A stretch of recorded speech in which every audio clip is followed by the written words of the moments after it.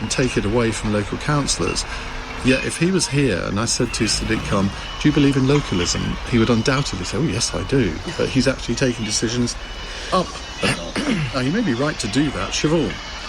I think this relates to the Soho Society, who are opposing the extension of licensing hours in Soho, which strikes me as mad. I mean, it is central London. It is a place for going out, socialising, and I imagine that if you buy a place in Soho, you know that's what you're getting. I mean, I once had a constituent complain to me. They went and moved next door to a church, and they complained that they played the bells on a Sunday morning. So, you know, I'm a campanologist. Are you? Was. Playing Bob Minor. I used to do the number 8 bell, the heavy one. Alekii, what do you say? Well, I mean, her neighbour wouldn't have liked you. No. Yeah. But I mean, so I mean, I think we're back to the, planning reform, understanding where, what you're buying into in the neighbourhood. If you want to live in Soho, you're going to get... Well, it's like people who complain about living next to airports when the airport was there before they moved there. By the way... School. I once had somebody complain to me that children were noisy in the school playground. I got some sympathy with that. Curmudgeon. I am known as Uncle Herod by my visits. I should say that we've invited the Soho Society on the show this evening, and LBC's contacted them repeatedly over the last few days. Still yet to hear anything from them, so if anyone from the Soho Society is listening and would like to take part in our discussion after 9, 0345 6060 973. Samuel. Yeah, the only former councillor on the panel. I was district councillor for 6 years, and the things that used to irk me the most was when residents would come and moan about things that were completely rational to happen. So, for example, of course, there is a bit of noise when kids come into school in the morning and in the afternoon. Of course, we need to build more homes, and just because you own your own doesn't mean a young person shouldn't be allowed to. And of course, if you're in Soho, you should expect reasonably to hear quite a lot of noise. Because it should be a place that is vibrant, that is bringing a lot of money into central London, that is attracting people from across the world. And so localism isn't always the answer, I have to say. And Sadiq Khan, even though I'm not a huge fan of his, is absolutely right on this. Sebastian? Completely agree. It's central London. I was very sad to describe London the other day as the city that sleeps, because you try getting into a nightclub after 1 or 2 o'clock, it's impossible, and this is only going to make it harder. And I'm going to say the awkward thing, the Soho Society, they're largely people who are a little bit older, a little bit seasoned by time, and they want to have their early night, and not a great place to live, Soho, is it, if you want to get to bed by 9 o'clock? We've got to let it thrive, both for the economy and for the well-being of those of us who want to go out and party. I'll ignore the ageist comments there. I have no district council credentials, and I've not tried to get into a nightclub after 1 a.m, but 2 things. One, please nobody give Sadiq Khan any more power. And second of all, there are 3, I learnt this yesterday from a man called Sam Harrison, who's just closed his restaurant that he's had for 20 years in Chiswick. There are 3 hospitality businesses closing a day in the United Kingdom. VAT is 20%, unlike 10% everywhere else in the rest of the world. I work in central, on days, I spend half my time in the US, half my time in the UK. My office is in central London. It is an absolute ghost town. On Fridays, I don't know how any of the sandwich shops and salad bars make any money whatsoever. And so anything that further detracts people from going out and about in London, as far as I'm concerned, is a terrible idea. So you agree with Sadiq Khan? It's difficult to say, but yes. She said it in the end. Right, Madeline in Bristol says almost half of university students want to bring back the death penalty. How did Britain's youth become so authoritarian? Can we blame it all on Elon Musk, like Keir Starmer seems to? Well, a survey of just over 1,000 undergraduates aged between 18 and 21 carried out by the Higher Education Policy Institute think tank has found that 47% were in favour of reintroducing capital punishment, while 46% were against it under any circumstances. I'm quite surprised by that. Emma. I mean, that's 1,000 people. Do they go to one particular town or city where there is... Well, no, let's just assume it is a fair representation. I don't know, I was just thinking about my kids, which I have quite a lot, and what would they say? I feel pretty sure that none of them would be in favour of the death penalty, and they've all had quite different educations, and I've got 2 adopted children from the other side of the world, so I don't know, that surprises me somewhat. That feels quite hard line for all the younger people I know in that age group who, I don't know, to have tendencies like that. Me? I don't know. And you're not in favour of the death penalty? I don't think I've ever given it serious thought, but instinctively, no. Sebastian? The only thing I think that's positive we can take from this is that it is in line with, I think, the rest of the population. Which means that young people are just as batty on this issue as the general public are. We cannot go around killing people on behalf of the state. I'm very pleased that's not something we have in this country anymore. If you find that there's been a miscarriage of justice, you cannot bring them back. Long may we be a civilised nation and not learn from our neighbours across the pond. Siobhan, when you and I were growing up, this was a really... The injured when this happens on campus in Guildford at around 10 this morning.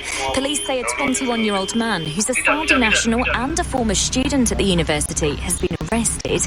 He's being questioned on suspicion of attempted murder. The government's independent advisor on anti-Semitism has told LBC it's far more widespread in the NHS than people realise. For example, the man who hasn't gone public, he turns up at work as the only person in his part of the NHS, and bacon fat is smeared across his locker. That's devastating. You don't know exactly who's done it, but you know it's one of your immediate work colleagues. Lord Mann says health service staff should be banned from wearing political badges at work. It's part of a wider set of recommendations to prevent anti-Jewish hate in the health service.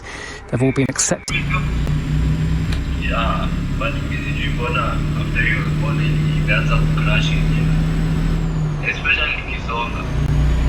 Songa crash. This is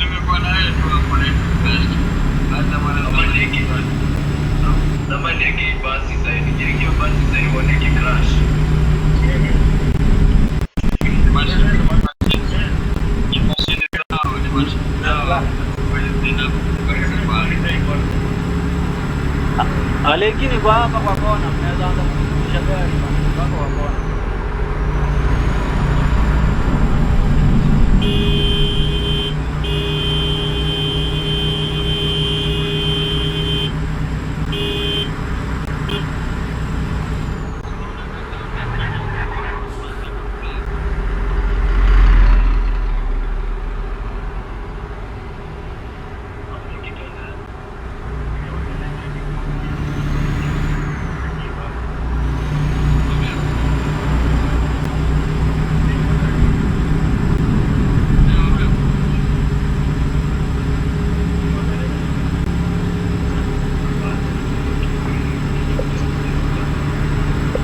Ndio kupiga nini?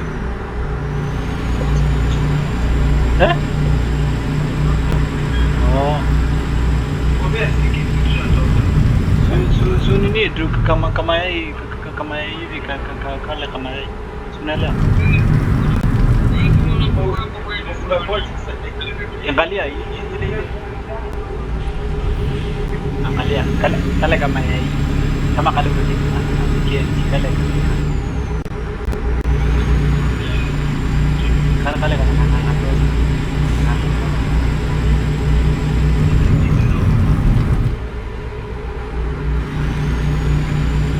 ndio na alafu vitu hivi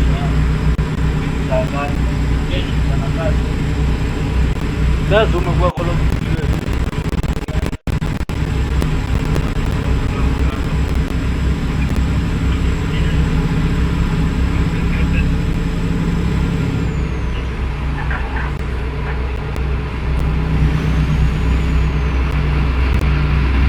Aya, dada sini maju jamaa amepita mbele yangu. Nashangaa tena namuona anatokea.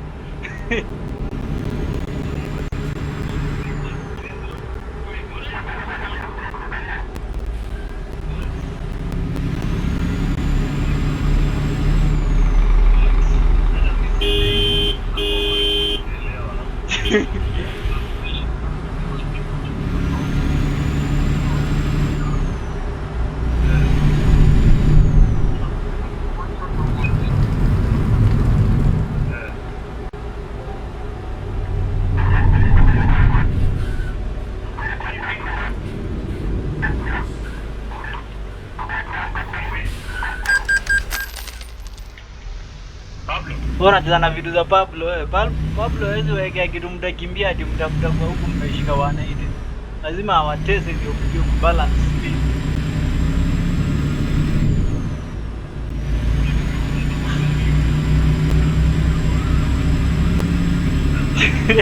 Si amezoea truck analalama nayo hadi sio ya malala.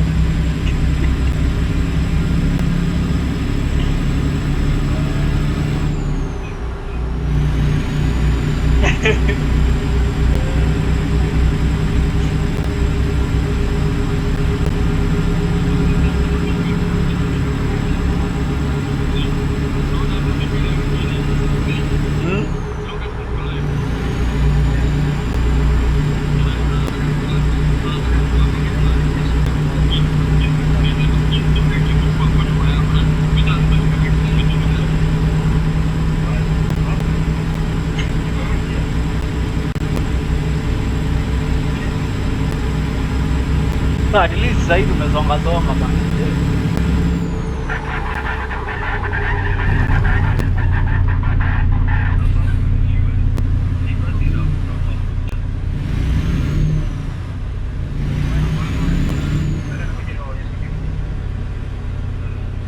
Ungejua hapo nyuma vile panakaa vibaya wameweka road block watu wamejinga.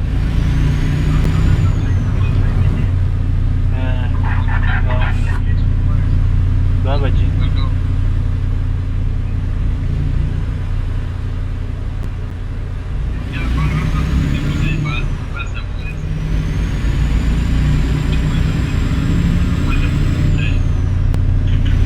Sasa nadhani tutakataa kujaribu. Lazima tuijaribu Pablo. Ndio sasa tujue yenyewe Pablo alituambia tuweze.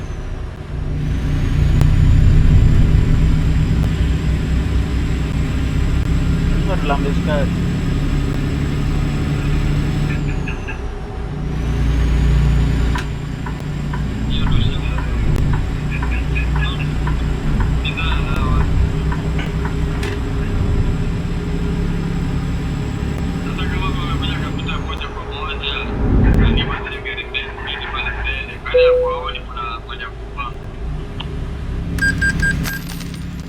Yes, japima weight.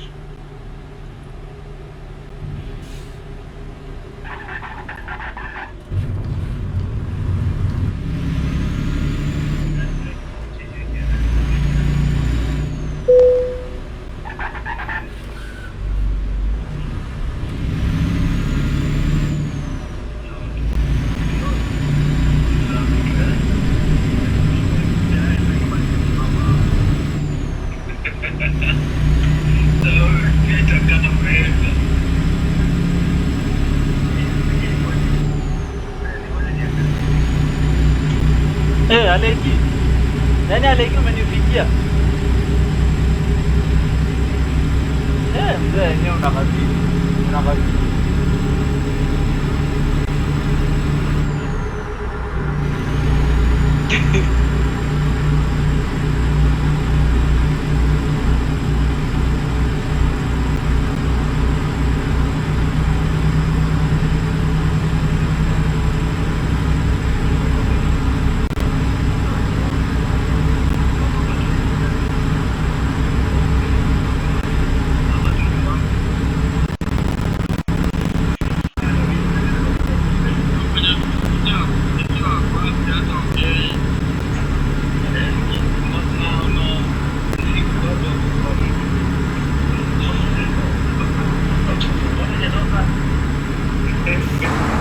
Wewe pararira wewe.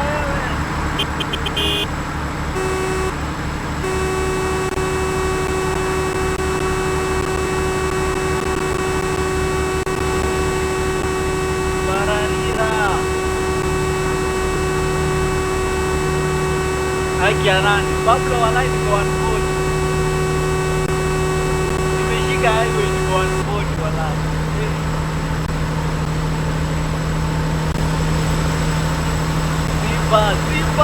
Simba kwa nbodi. Mbele ni kona.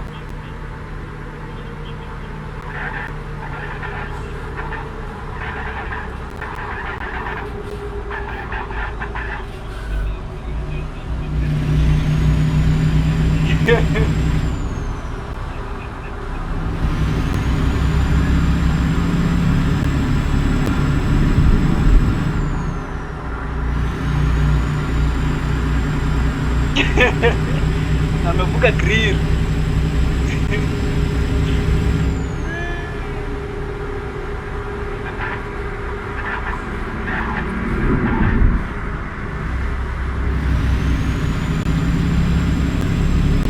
Lakini hizi mbako zinakuanga fiti. Yay.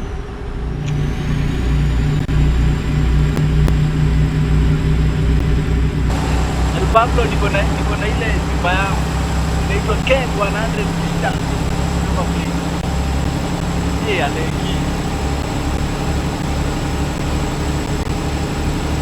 Nilikuwa najua niko peke yangu.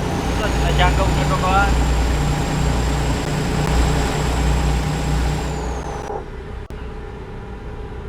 I knew I was alone.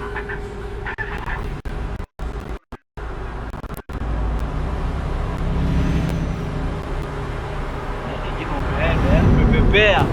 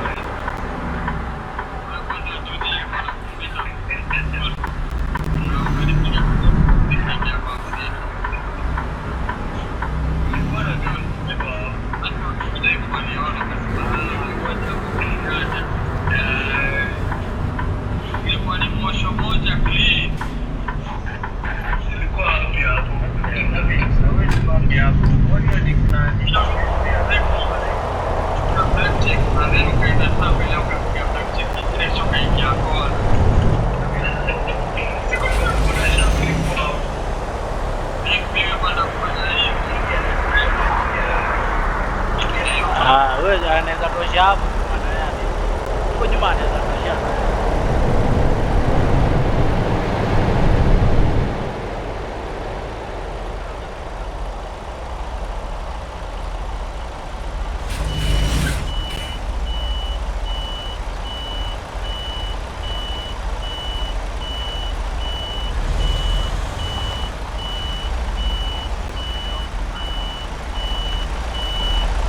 Alekii ulikuwa unataka nitoe gari kwa barabara.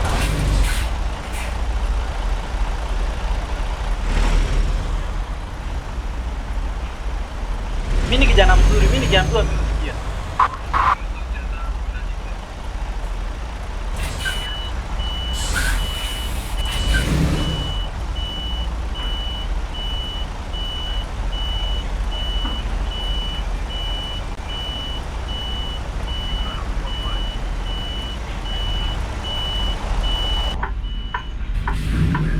Wenyewe basi ni kubwa.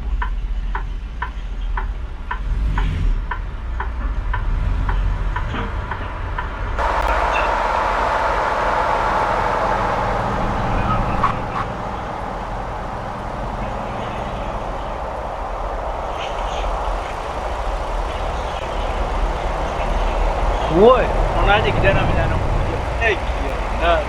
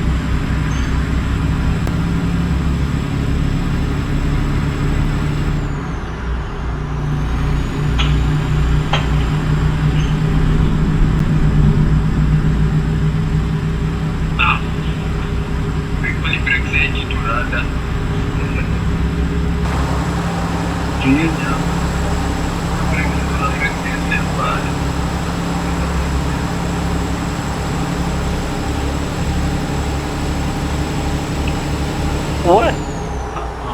Acha nishike wangu. Nimeona kijana kwa Sedimira anakuja mbali.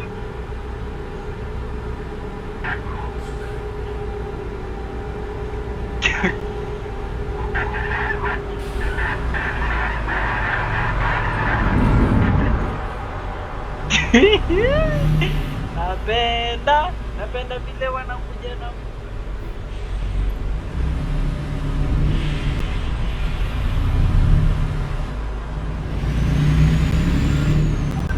Alekii bwana kanjia kako bwana shangizi tol ni aje bwana Alekii bwana ni wanashangani aje Alekii nilimwacha na amenifikia kwani hizo dola nifikia wapi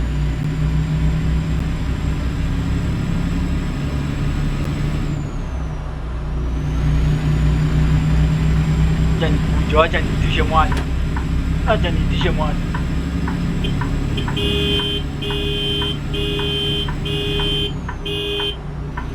isonga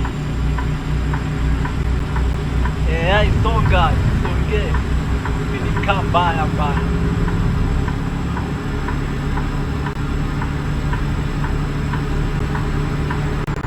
nitishe mapua bana kwa kidangani kijana ile kitu come fly na mayai huku zinasonga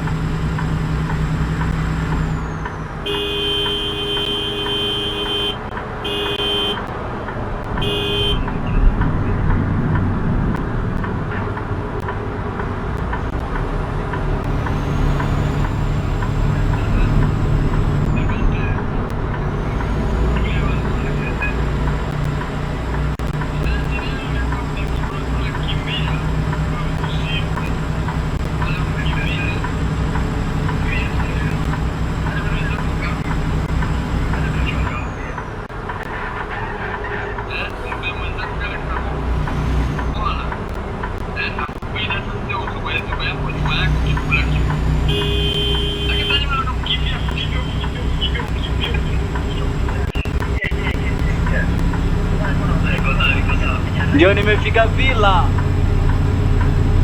Nimefika mahali panaitwa villa hotel. Najua vijana huko walivile kitambo.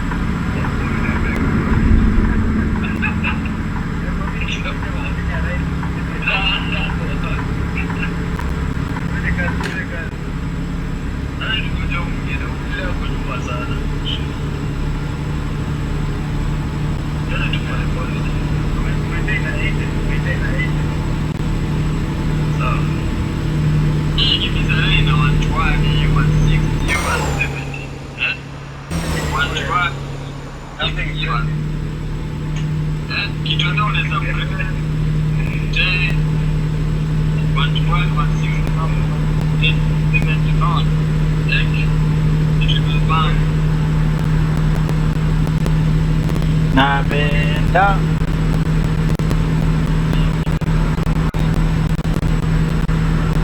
courtesy of El Pablo.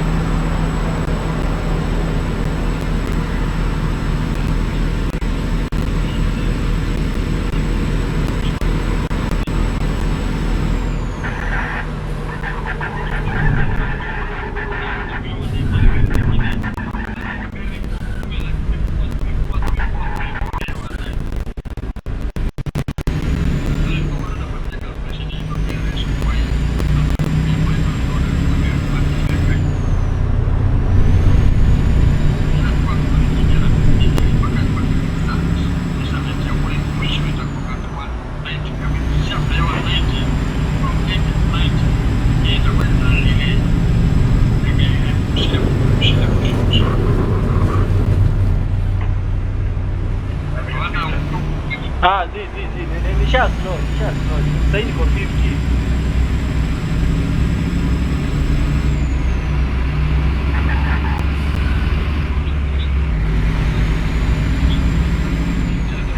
Alekii ingia.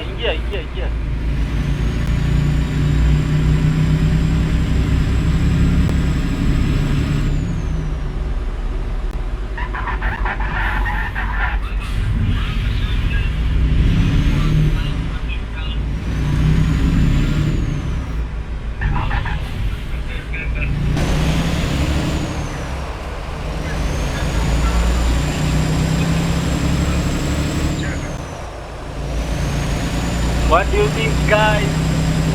Nabamba hivi.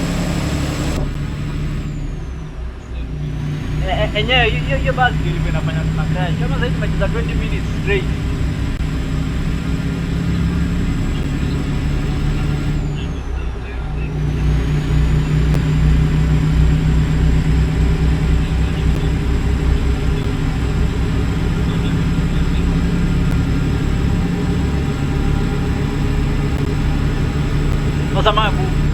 Osa nagu. Yeah. Ay. Siao. Nikijembe Alekii. Alekii nikijembe. Inaitisha. Itapewa. Wewe, beba huyo. Shapita bwana.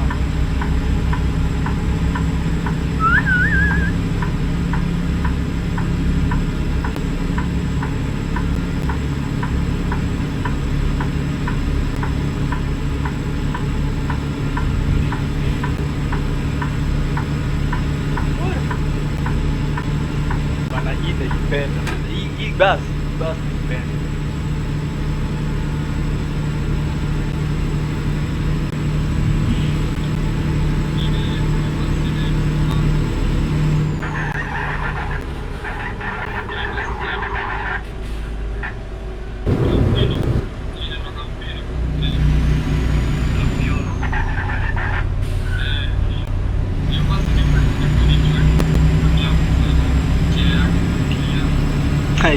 Yaani napenda venye tunashika break na sasa hizo break.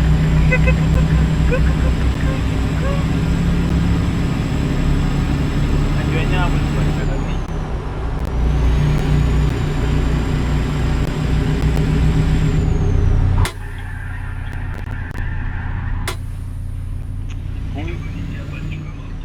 Huyu alikuwa anifanya mbaya sana baba.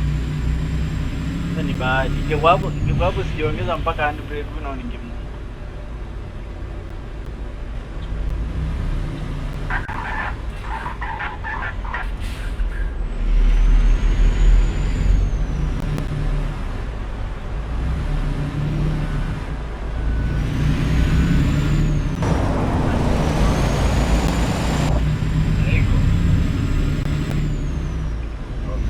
lakini map ni tamu. Toka tunaingia kamera 7. Kamera 8. Wapi kama huko.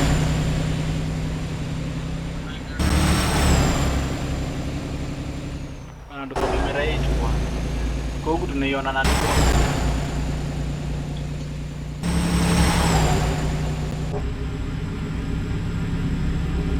Cheki kona tukulalie ile direct. Yeah.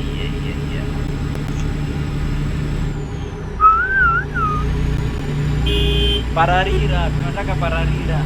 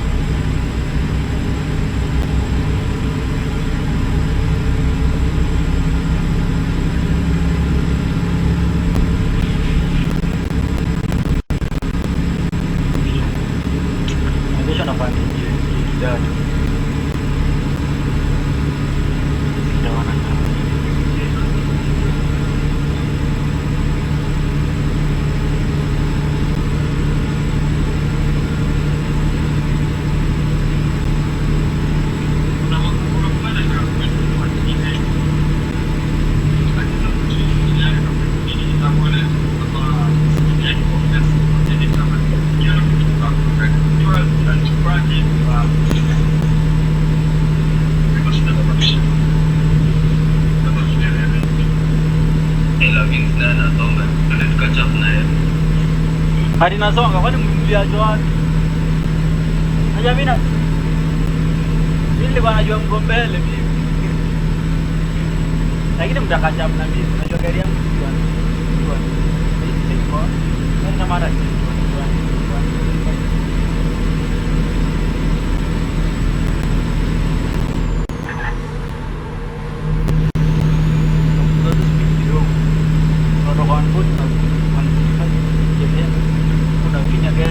unakolea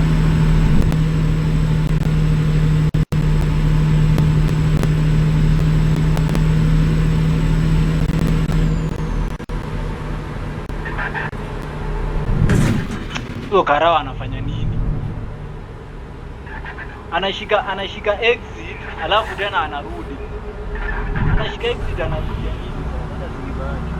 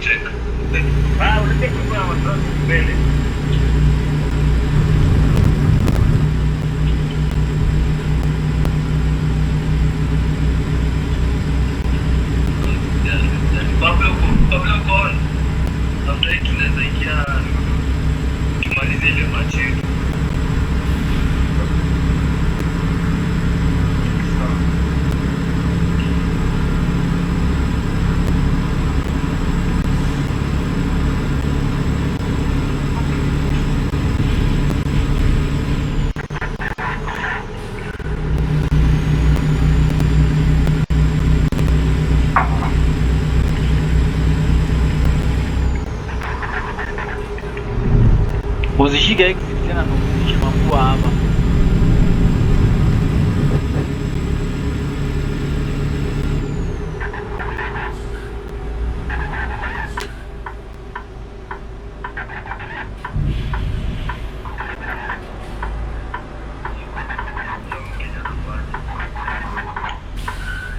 Sijui huyu tutu yeye tuko na shida gani? Kakipata nafasi kidogo kametoka kwa barabara kanatoka la huko.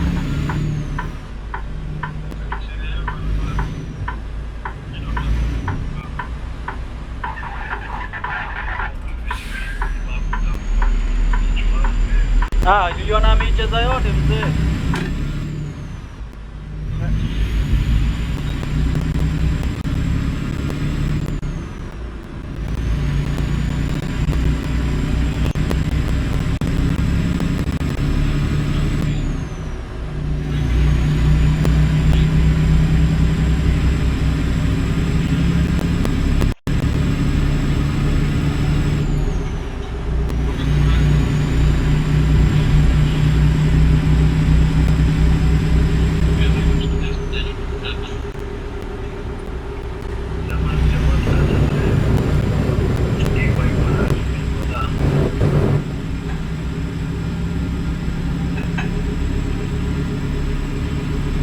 Mnafahamu kacha, unajua gari yangu ikibiaje kabisa tu.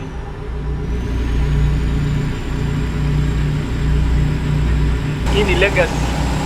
Inaitwa legacy.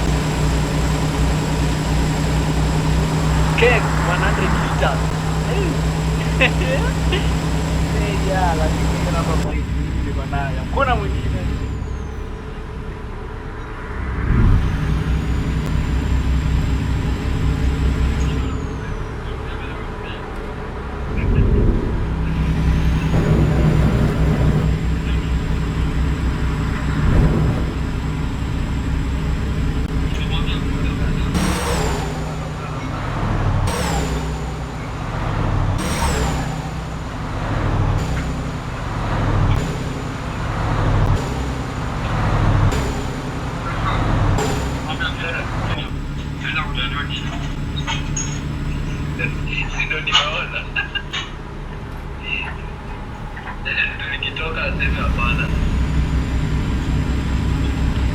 Lalia kaona kama hakuna kesho.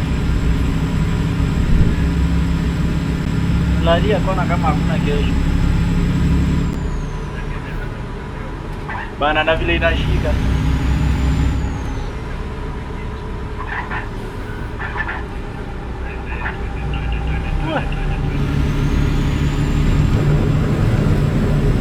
Look around, pressing 9.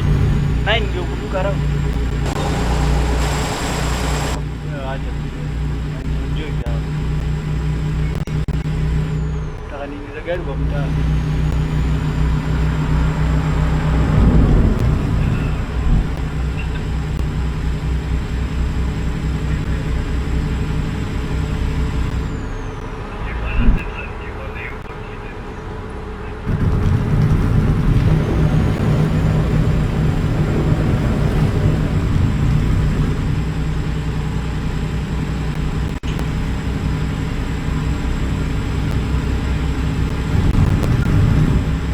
Lakini kameshika.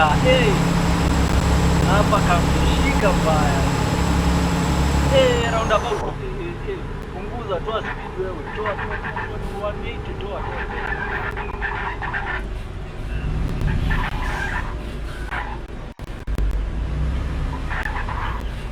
Ndani bara na kitambo tumalize hizo kilomita ndani bara.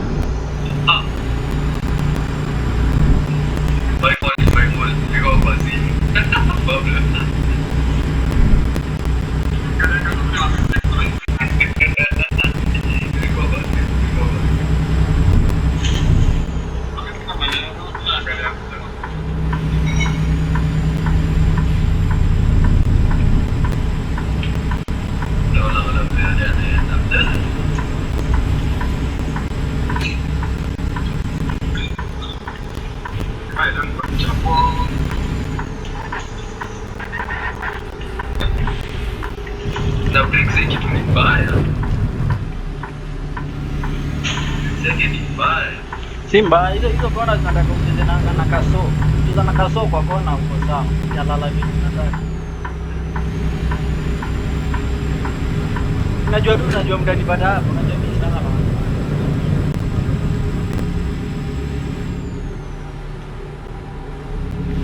Nitengeneze kipindi.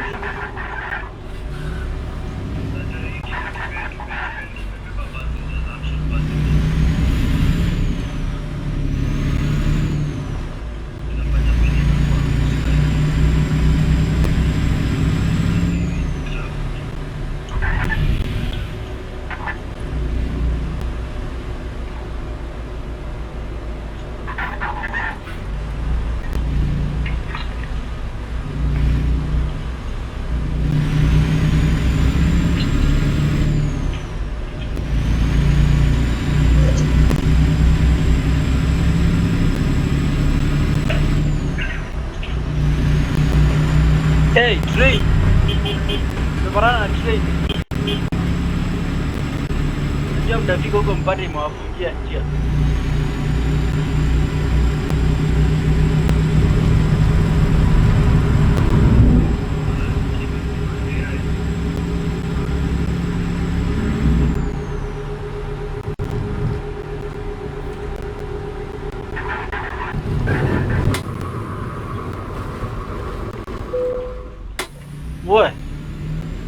Oh.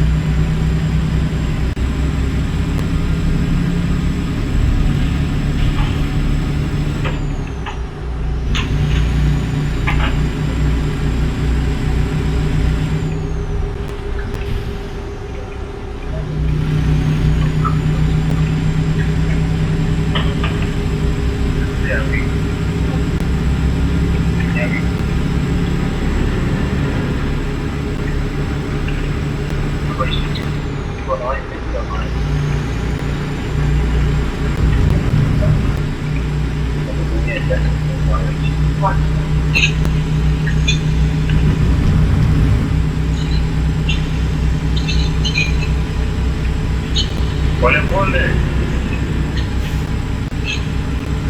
Pita. Nice one. Sasa ya para tagi. Sasa pita kitilia la pins. Belum mdani bada kama ni bada sio na.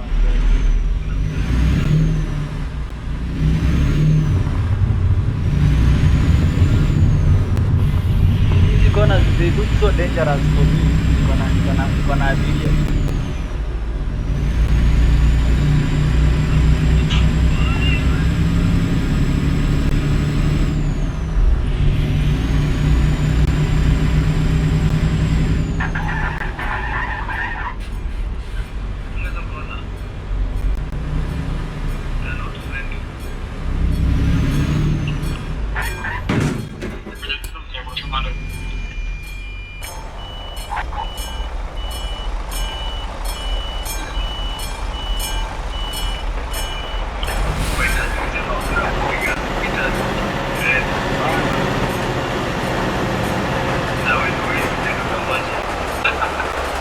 Alekii mnafurahia gari kabisa.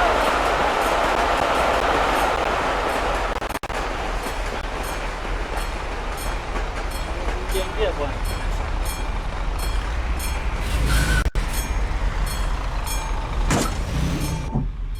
Rada. Oh. Wanashangaa rada. Nakanyaga mafuta na pada gari ya.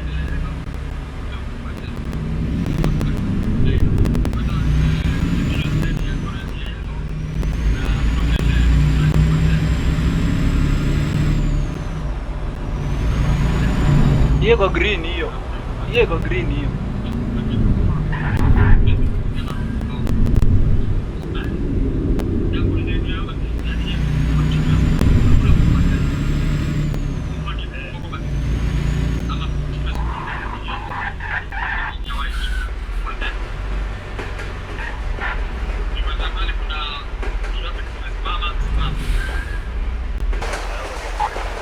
Oye, hapa anafaa bwana, simama ama anafaa bwana anaenda unajua ile.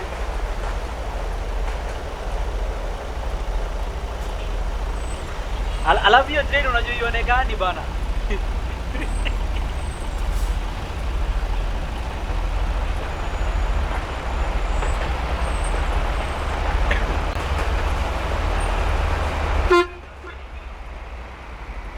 Oye, kwa kamera naona ingine huko juu. Na mbona naona abiria wengi ni kama wako nje? Hata nyinyi mnaona wako walikuwa nje.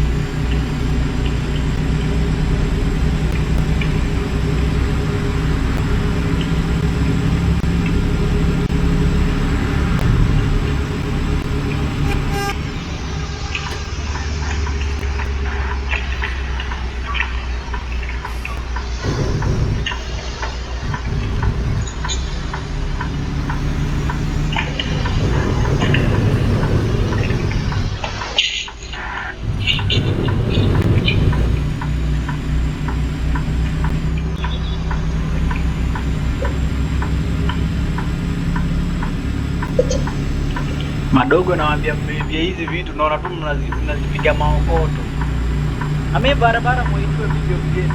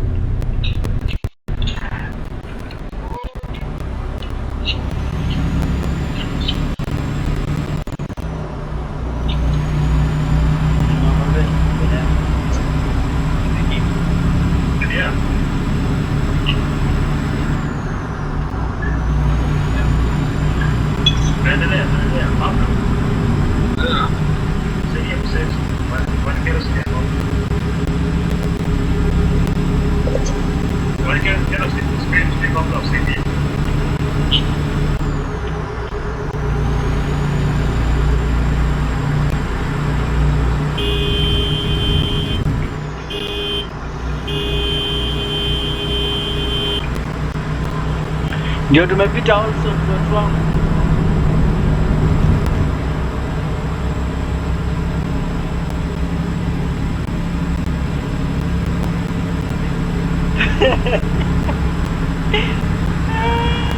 Yeah.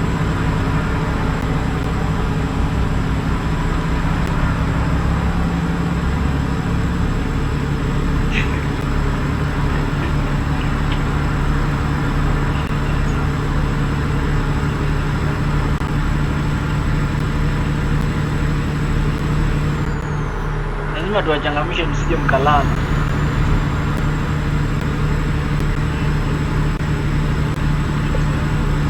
Ndio umeacha mlango hivi.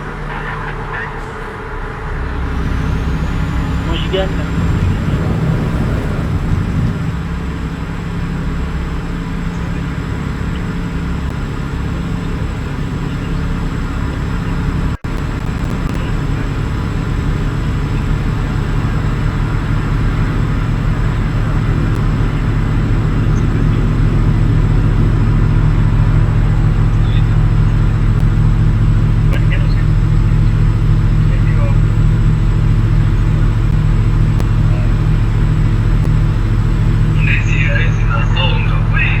Hizi yai zinasonga pale.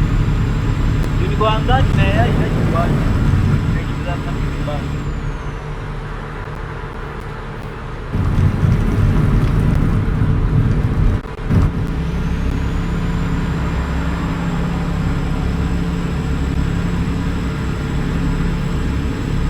Haya watu wa kawosh tunaweka kawosh. Very nice. Tunaweka wa kawosh. Haya. Tukaribie.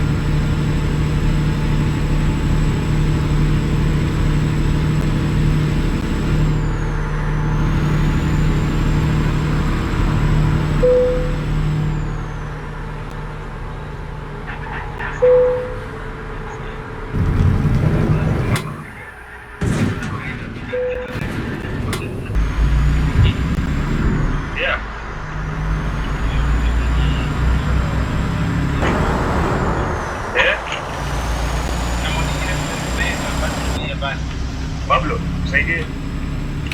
Unaona yule Kenya Shawn ametupa hivi kuna bucket ya basi. Unaona nini? I think Kenya wetu mwana Shawn. Hapo ndio ndio tunakwambia kwa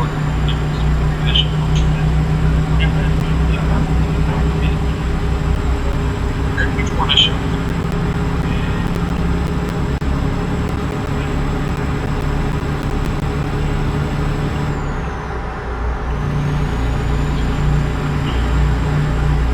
Got it close to kiti sasa. Aya. Dika so. Dika so.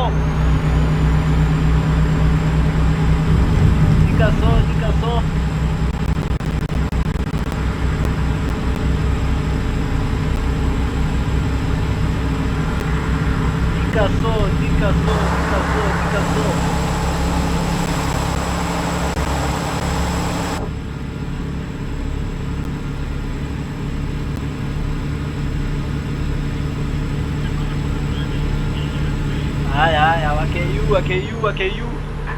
Keyu mkaribie.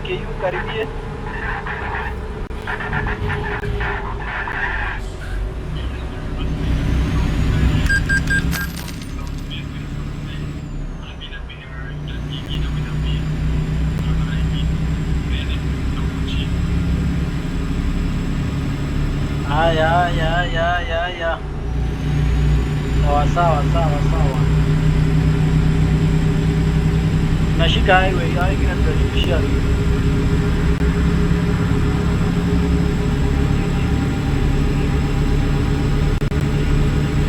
Ungesema bwana.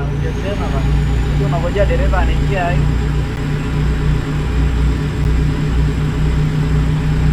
Dereva ashaingia hivi bwana. Akishika hivi mpaka ndio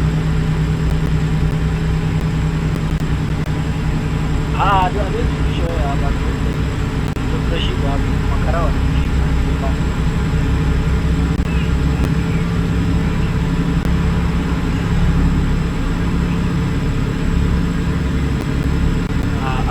Umeona tukishika hivi. Mbona ungesema? Mbona tukiingia hivi umenyamaza?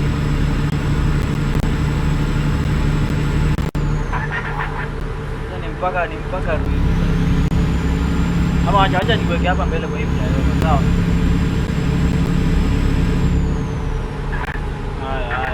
Haya. Kanyaga chini.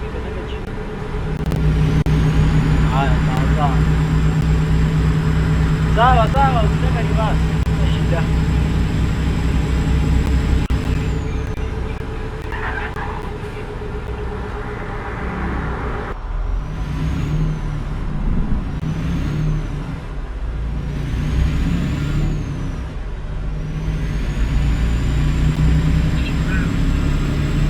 Vijana wangu mlifika mapema.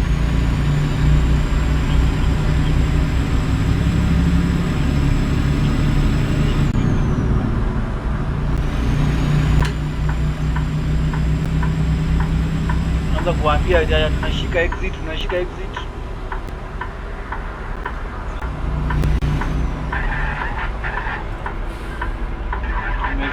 Tumefika. Sema wololo. Haya, sisi hao dika.